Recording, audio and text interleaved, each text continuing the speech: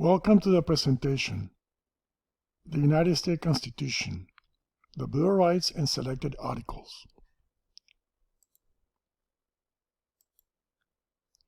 The Constitution is composed of 7 articles and 27 amendments. Upon completion of the presentation, the learner should be able to list the 3 branches of the government, identify the respective articles that grant such powers to the 3 branches, recognize key terms, words, pertaining to rights by the amendments, as noted in the Bill of Rights, and recognize protections that are guaranteed by the Bill of Rights.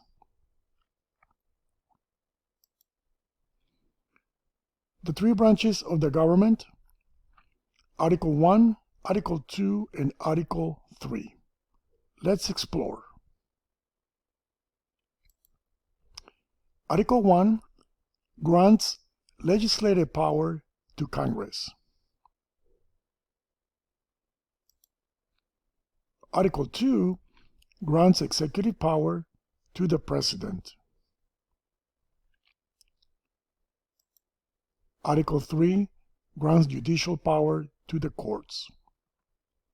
Those are the 3 branches of the government: legislative power, executive power, and judicial power. The Bill of Rights is commonly known as the first 10 amendments of the United States Constitution. For this presentation, we'll summarize each amendment, and at the end of the presentation, you can find the full text.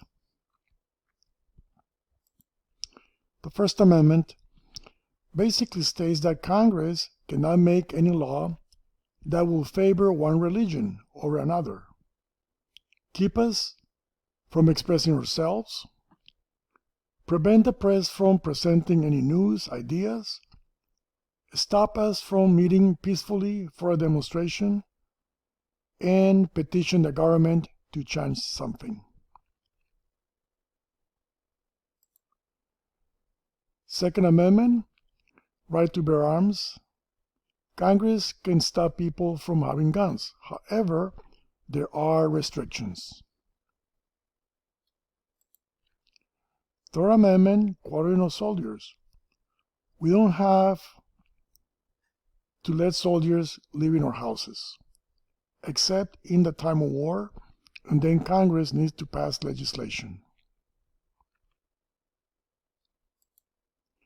Fourth Amendment, protected citizens from unreasonable searches and seizures of our houses, papers, and things, unless it can be proved to a judge that the government has good reason to do the search.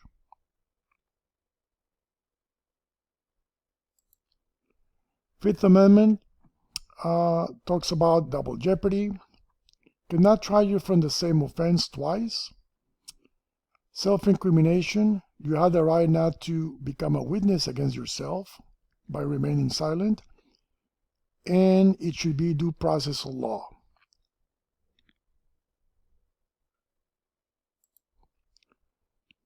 Sixth Amendment basically talks about the criminal case. The trial should be speedy and public. It should be composed of an impartial jury. Accused individuals have the right to know their charges, to bring witnesses and to confront witnesses, and have the assistance of counsel for their defense, right to an attorney.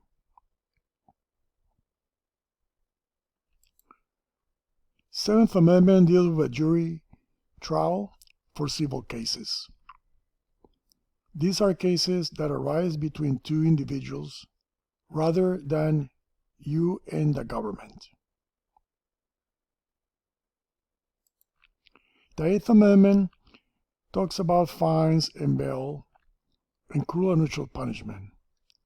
Basically, the government cannot make you pay more than what is reasonable in bail or in fines, and they cannot inflict cruel or unusual punishment.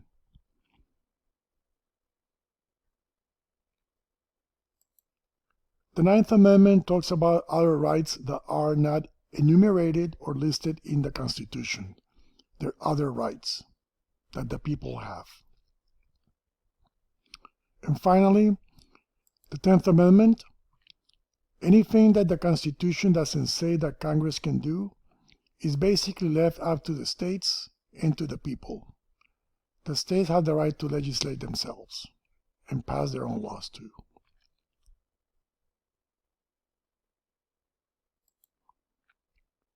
Copies of the Bill of Rights and United States Constitutions are available in the next slides. Thank you.